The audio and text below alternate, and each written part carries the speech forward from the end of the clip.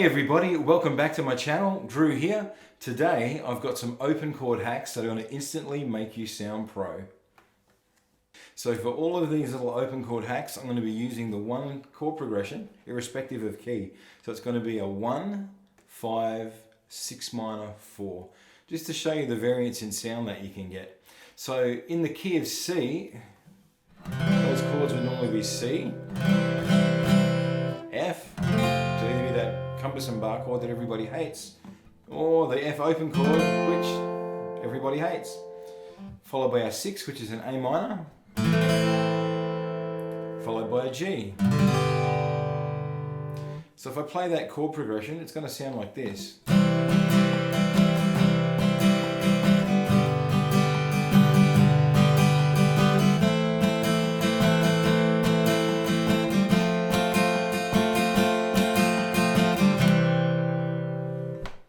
Now compare that to this.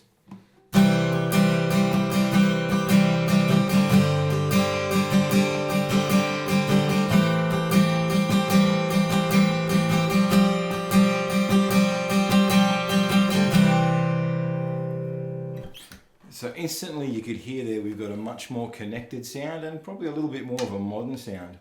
So the one thing that you'll notice first up is that I kept my pinky holding down that G note on the 3rd string for all of the chord changes. Gives us a common tone, which sort of helps to glue the chord progression together. So my C chord was just a bog standard C open chord, but this time I dropped my pinky on that 3rd fret on the high E, so she's going to sound like this.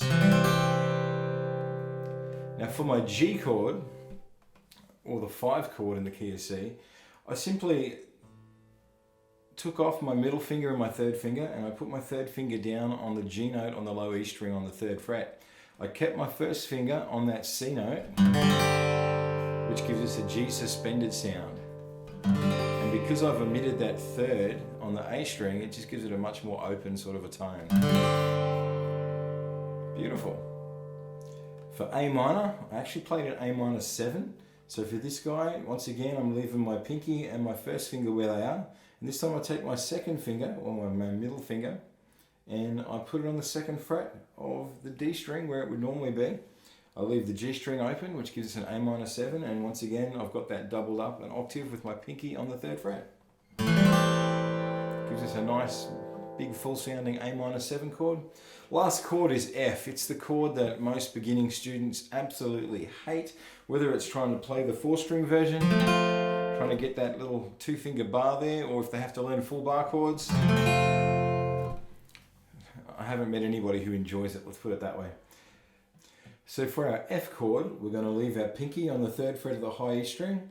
We're going to leave our 1st finger on the C note on the 1st fret of the B string, and then our 3rd finger is going to go down on the 3rd fret of the D string. We're going to leave the G string open, and then that's going to give us this nice, you could call it either an F add 9 or an F suspended 2 or an F sus 2.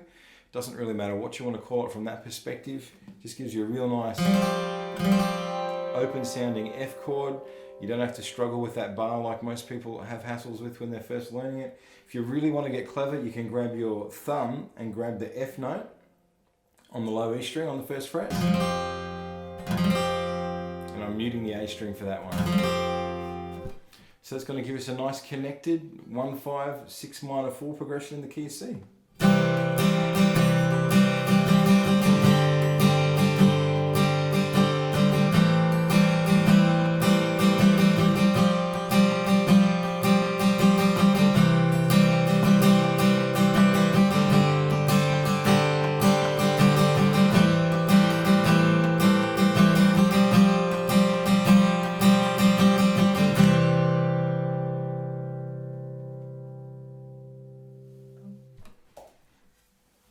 Okay, our next hack is for the key of G, and if you've done my beginner course, Chords in the key of G, you'll already know this one, but we'll brush up on it. Our 1, 5, 6, 4 in the key of G is normally going to be G to a D, to E minor, to C, which sounds good, but if we want that nice connected sound again, we're going to put our pinky and our 3rd finger on the B and E strings on the 3rd fret, respectively. And this time I'm just going to grab the rest of the G chord with my middle finger and index finger like normal. So that's going to give us a G and then a D note, which just notes the chord, so a normal G chord. Where the fun comes in, when we go to D, we're just going to bring our index finger down. We're going to put it on the 2nd fret of the G string. We're going to keep our pinky and 3rd finger where they are, which is a D sus4 chord. But it has those top 2 notes ringing out throughout the chord changes. Now just while we're on that D chord, in this key, if you really want to, we can do that little, I guess, jump from the D suspended 4 to a D by taking our pinky off and having our normal D chord there. Then if we lift off our middle finger of the normal D chord, gives us a D add 9, we can get this sort of sound.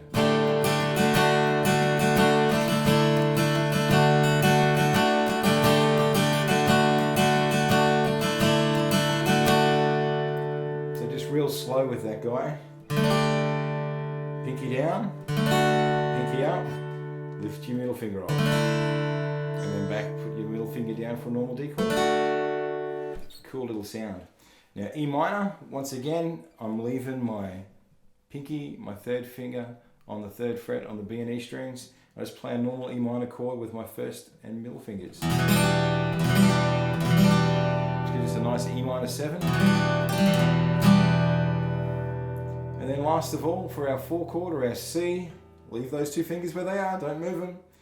And then middle finger on the 3rd fret, 1st finger on the 2nd fret on the D string. Gives us a nice C add 9 sound. So it gives us this sound.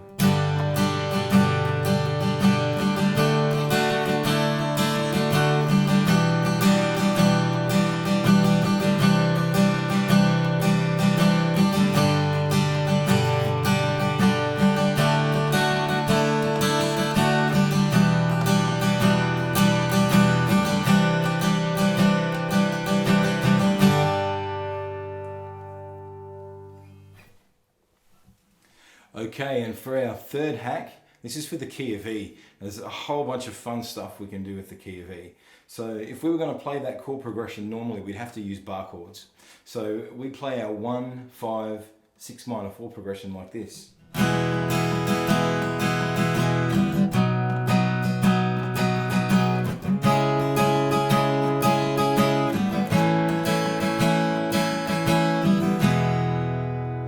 Sounds good and it suits some styles of music, but for a lot of acoustic playing it can sound a little bit clunky. So instead of that, we're going to turn that into this.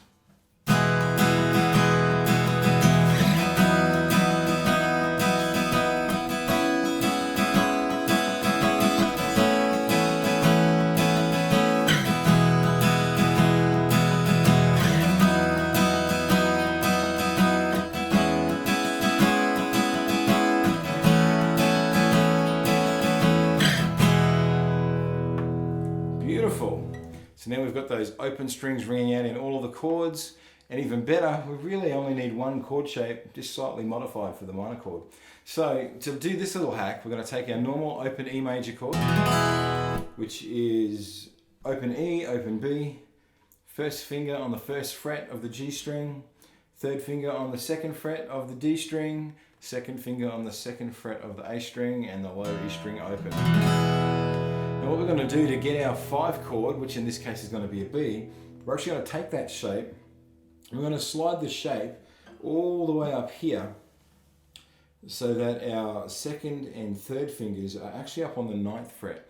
Now the trick with this guy is to remember that the root note of this chord, which is a B, is actually on the 7th fret. So it's actually on the low E string still, and it's 2 frets back from where our 2nd and 3rd fingers are. So that's going to be our root note for our B chord there. Now we mute that low E string, and then we let the high B and E strings ring out. Gives us that nice modern, really open sounding chord, really pretty really.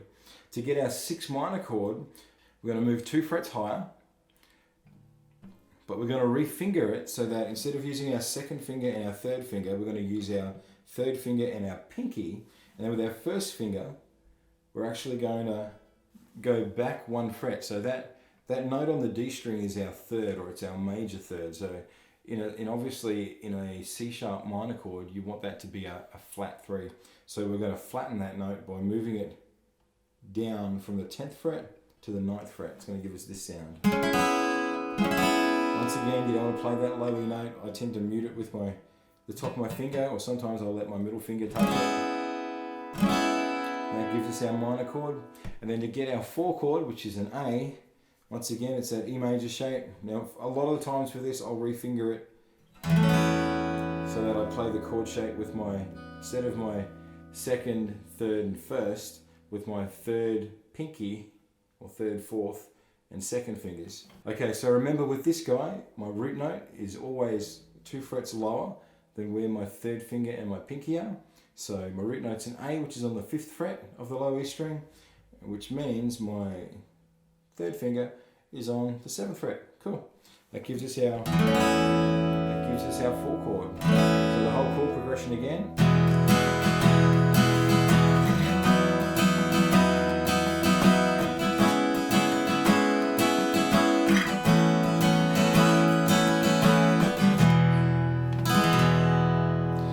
Now, I said E was a fun key because there's a lot more little things that we can do with these chords. If we were to play a normal bar chord for the A and the B, so it's a normal E form or root 6 bar chord, depending on how you've learnt it. Well, one thing we can do is we can then get rid of the bar and let that B and E strings ring out. And this gives us, that's beautiful.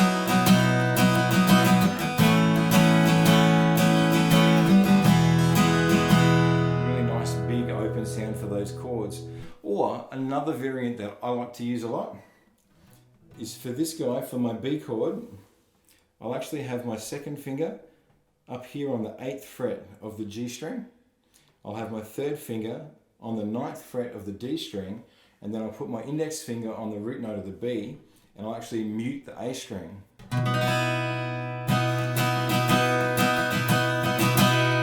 Gives a really nice B chord. And then I'll use that same shape for the A chord. So once again, this is a really nice A chord that you can use in the key of E. Okay, so that was a lot of fun with the key of E, but let's not stop there because there's more. So the other place we've got an E chord is up here on the 7th fret. Now, a lot of people will know the bar chord, or if you play a lot of electric guitar, you'll know that power chord there. Now we can play what I've heard before referred to as train tracks. So in this case, we're going to play an E power chord at the 7th fret. So to do that, the 1st finger on the 7th fret of the A string, 3rd finger on the 9th fret of the D string, pinky is going to go on the 9th fret of the G string. And this time, once again, we're going to let the B and E strings ring out. Now the reason this is called train tracks is because we literally move that shape up and down the neck. It doesn't change. So if we wanted to play our 1, 5, 6 minor 4 chord progression, it's going to sound like this.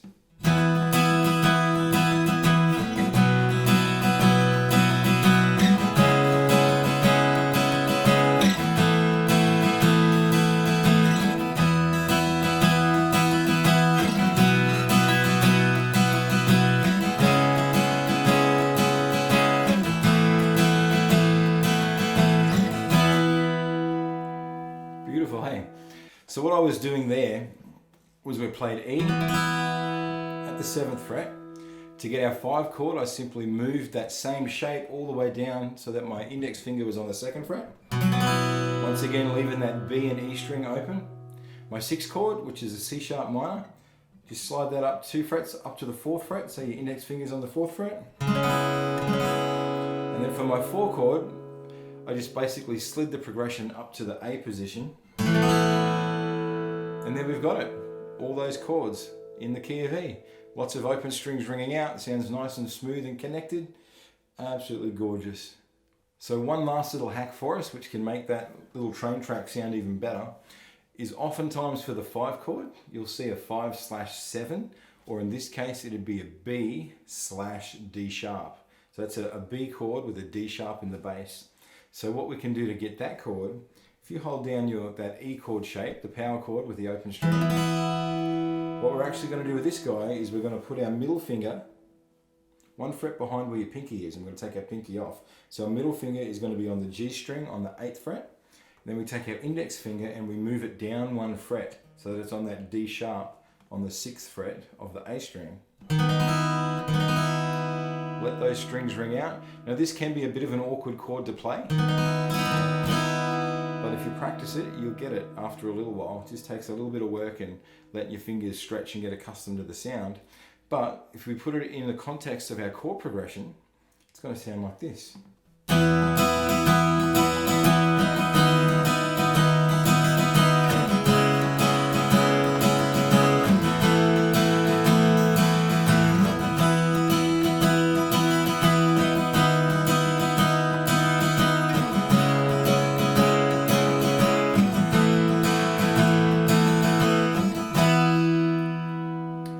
Once again gives us that nice smooth walking bass line, just walking down through the notes. So I hope you've had fun with this lesson. I hope you enjoy these hacks with your open chords. Try and use them in as many songs as you can. And remember, as always, with acoustic guitar, more open strings equals more gooder sounding. So if you grab your old friend the capo, just using those 3 keys of E, G and C, you'll be able to get all your other keys, and suddenly you're going to have all these beautiful sounding open string chords that you can play the next time you get together with your friends or with your band or even at your church. So if you've had fun with this, if you've learned something from this, I'd absolutely love it if you subscribed and hit the like button. If you want to keep up to date with all the videos that I'm releasing, just hit that bell. And other than that, keep on picking and have a great week. Catch us later. Bye.